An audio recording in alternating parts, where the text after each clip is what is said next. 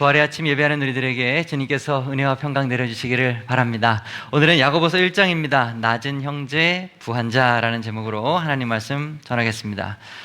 요즘 온 세상이 특별히 우리나라가 주식 열풍으로 들썩이고 있는 것 같습니다. 어디를 가든지 누구를 만나든지 간에 주식 이야기만 하고 있는 것 같아요. 최근 코스피가 8천을 넘었다고 하죠. 역대 최고점을 매일 돌파하고 있다는 얘기가 들리고, 사람들은 그래서 인생의 답이 여기 있다라고 하면서 주식시장으로 다 달려들고 있습니다.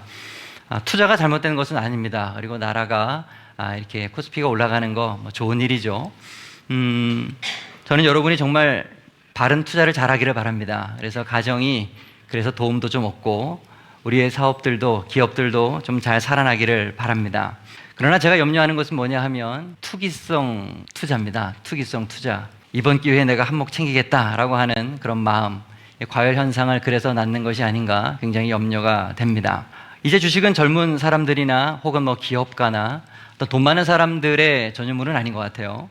평생 은행에 저축하는 것밖에 모르는 어르신들, 우리 할머니 할아버지들도 요즘에는 마을 경로당 가가지고 너 이 종목 샀냐? 어느 주식이 좋다더라? 이런 얘기를 한다고 해요. 어르신들까지도 그런 얘기를 한다고 하는 걸 보면 모든 국민들이 함께하고 있는 것 같습니다. 주식 계좌 하나 없으면 나만 좀 도태되는 것 같고 어떤 대화 속에 끼지 못하는 것은 아닌가, 이런 생각이 들기도 합니다. 그런데 여러분, 온 나라가 이렇게 막 잘 사는 것 같고 돈을 버는 것 같은 이런 상황 가운데서 정말 모두가 행복한가? 실상을 좀 가만히 들여다보면 그런 것 같지는 않아요. 주가가 올라가는 것도 특정한 어떤 종목들, 그런 것들만 좀 올라가는 것 같고, 대다수의 종목은 오히려 더 많이 이제 하락을 해서 힘들어하는 사람들도 많다는 얘기를 듣습니다. 어쩌다가 타이밍이 맞아가지고 돈 벌고 웃는 사람도 있지만, 반대로 잘못 샀다가 막 쓴 눈물을 흘리는 그런 사람들도 있는 것 같아요. 같은 직장에 다니고 같은 월급을 받는데 누구는 아침부터 싱글벙글이고 누구는 아침부터 얼굴이 죽을상을 해가지고 말도 걸기가 힘드는 그런 세상인 것 같아요. 지금 그렇습니다. 매일 아침 빨갛고 파랗게 이 주식 그래프가 오르락 내리락 하는 것이 하루에 그 사람을 결정하죠. 그 사람의 감정, 그 사람의 어떤 마음의 표정, 행동, 모든 것들이 이 주식의 그래프에 따라서 올라가면 같이 업되고 떨어지면 같이 기분이 떨어지는 그런 시기인 것 같습니다. 근데 무엇보다도 우리를 힘들게 하는 건 좀 따로 있는 것 같아요. 누구는 주식으로 수천만 원을 벌었고 누구는 집까지 샀다, 이런 얘기가 나오는데, 매일 성실하게 땀 흘려가지고 평범하게 살아가는 그런 사람들이 상대적 박탈감을 느끼는 거죠. 내가 지금 잘못하고 있는 것인가? 내가 뭔가 미련하게 이렇게 살고 있는 것인가? 한 달 내내 고생해서 버는 월급은 고작 이만큼인데 나는 여태 왜 이렇게 살았나? 나는 어떻게 해야 되는가? 믿음이란 도대체 뭐냐? 그래서 요즘 마음이 헛헛한 사람들, 그래서 우울감에 빠진 사람들도 많이 있습니다. 세상 사람들 이야기하는 것이 아닙니다. 교인들 중에 그런 사람이 있다는 거예요. 교인들 중에도.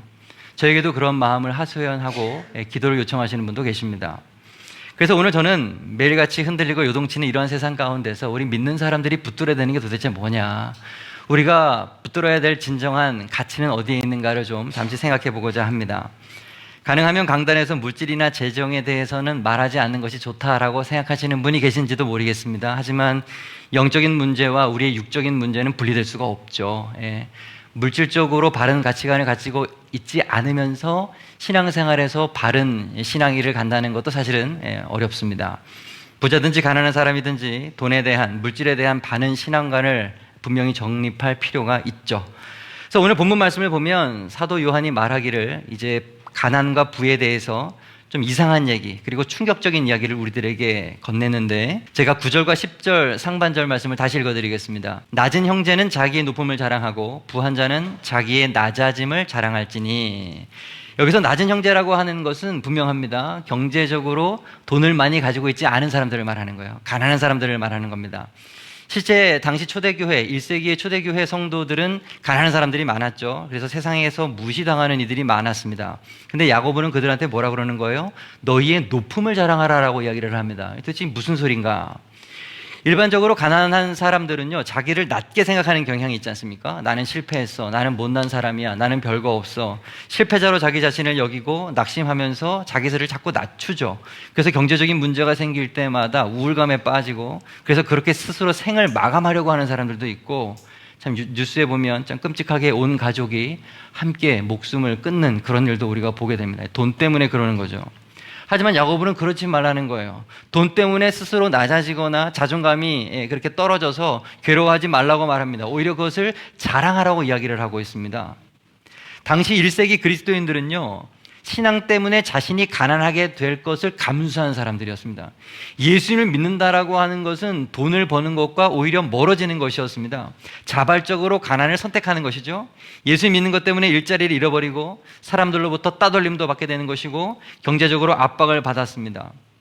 예수를 믿는다, 그것은 곧 가난해진다. 이거 동일한 말이었단 말이에요. 그런 그들에게 야고보가 권면하는 거죠. 너희들은 능력이 없어서 가난한 거 아니다.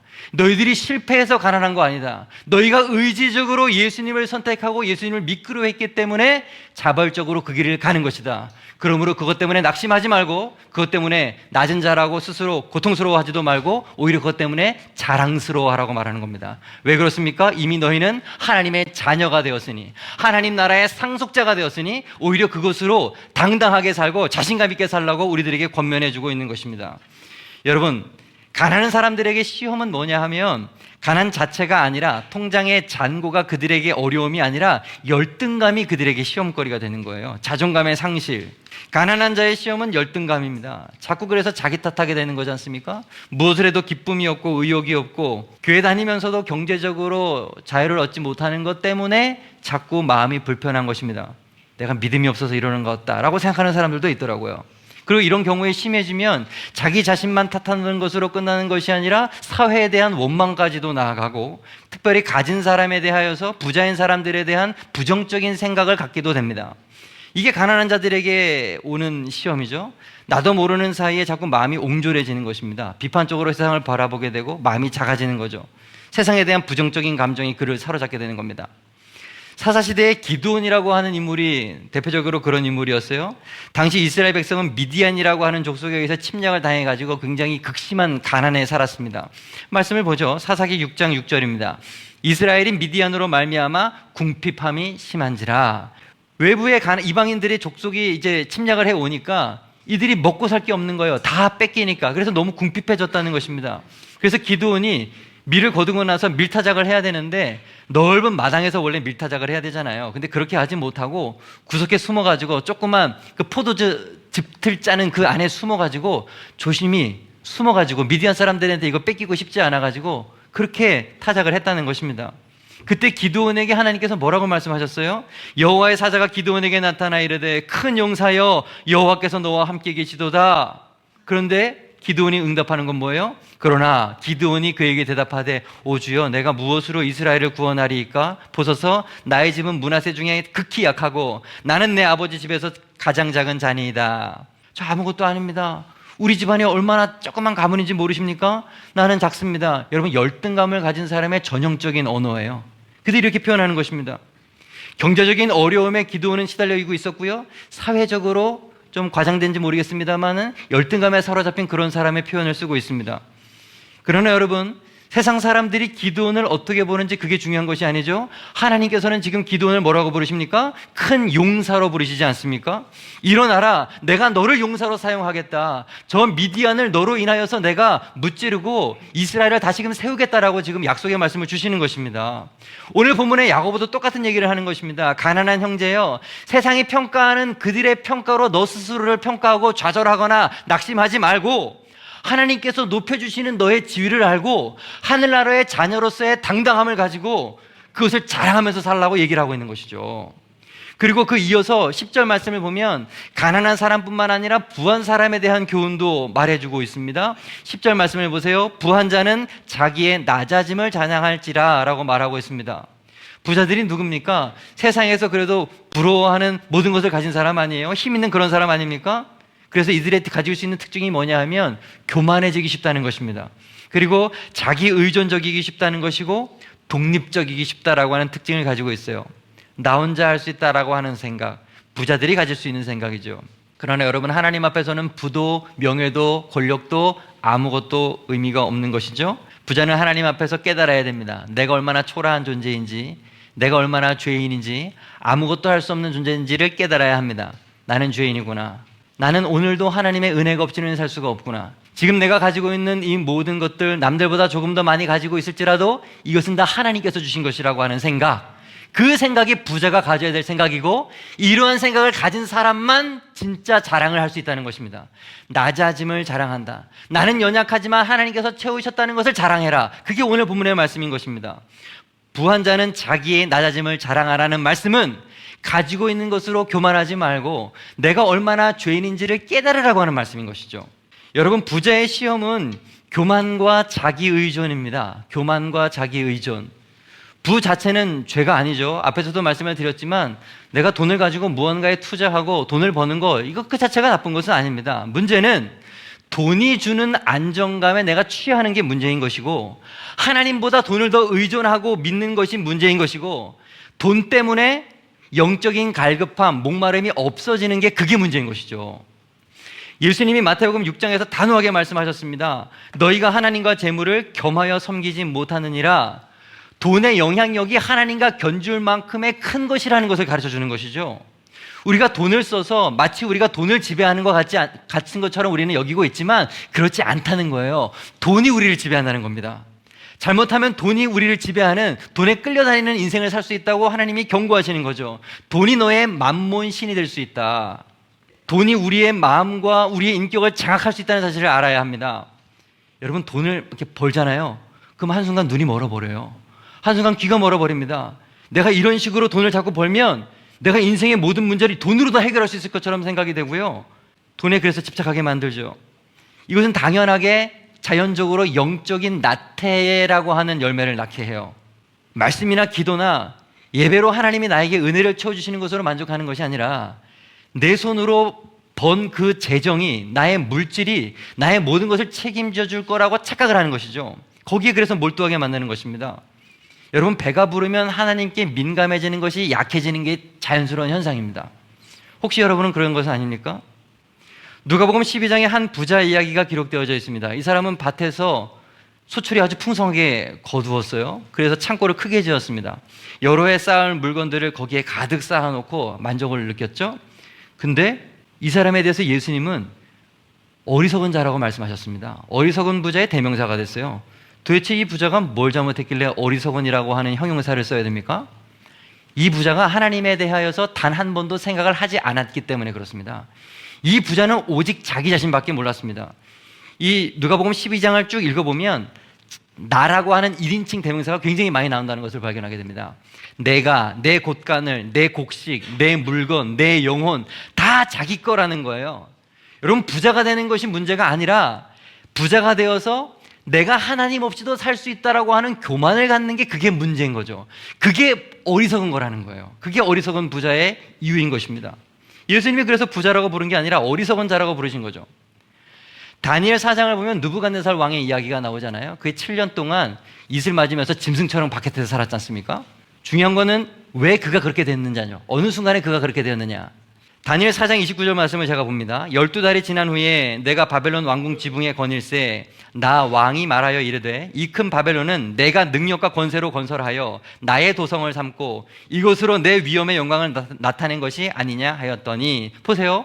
앞에서 말했던 어리석은 부자와 똑같지 않습니까? 그의 말 한마디 한마디에 나라고 하는 1인칭 대명사가 너무나도 많이 나와요. 자기 자신에게 심취해 있습니다. 내가, 나 왕이, 내 능력과 권세, 나의 도성, 내 위엄과 영광, 나밖에 모르는 거예요. 그러니 하나님이 그를 뭘로 만듭니까?